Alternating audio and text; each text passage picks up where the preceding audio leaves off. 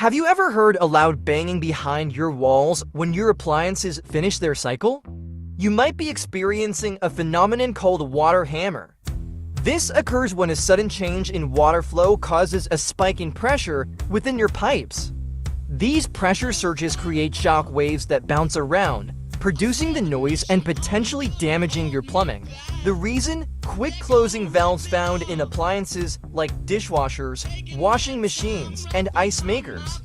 Installing hammer arresters can eliminate these noises and protect your pipes.